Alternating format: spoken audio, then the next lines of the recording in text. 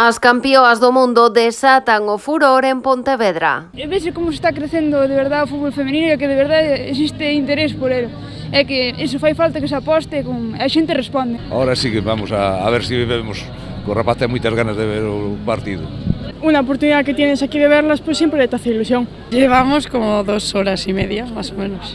Tras 8 horas de agarda ás portas da sede da Real Federación Galega de Fútbol na cidade, Alicia facíase coa primeira das 1.200 entradas que hoxe se puxeron á venda para ver a selección española xogar en Pasarón. Yo soy viuda, no tengo hijos, pero para mis sobrinos, que me las iban a quitar ellos, y como por internet no pudieron, que fue imposible, ellos ya bajan todos, pues venga, la tía solo quería 4, llevo 2. Ela foi a primeira, pero centos de persoas puxéronse na ringleira coa esperanza de conseguir unha destas entradas. O interese da afección estaba fora de toda dúbida, máis aínda despois da polémica que se xerou a semana pasada, cando os primeiros billetes se esgotaron en cuestión de minutos. Desde las 12 menos 5 ya estaba ahí, pero cuando entré ya estaba todo vendido.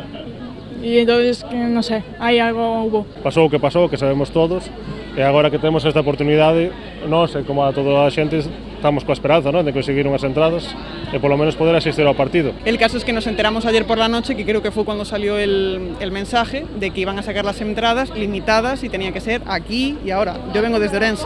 A venda de hoxe tampouco estivo falta de certo enfado. Moitas das persoas que estaban agardando queixábanse de que outras non estaban a respectar a orde. Por eso, entón, fixemos esta iniciativa para 107, para que a xente non se cole. Pero xa se tiña que ter feito, perdona, que número tes? Pues lleva 3 horas o y pico. Llevamos 3. Y mira dónde estoy. Y no, la verdad es que no se cumple nada, para nada. Y dices cualquier cosa y como si quiera llover. Pero ya aquí hay mucha gente que se coló. Entonces eso no vale.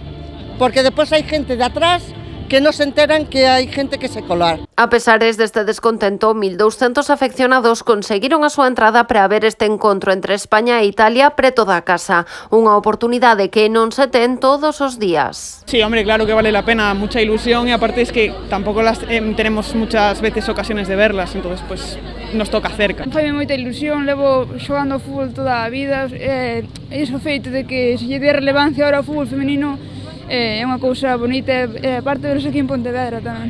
O tempo que se vendían as entradas en Pontevedra, a selección adestraba a porta pechada no campo de fútbol de Burgáns, en Cambados. O encontro con Italia será mañá ás 9:30 da noite, coa afección preparada para entregarse a animar as flamantes campioas do mundo.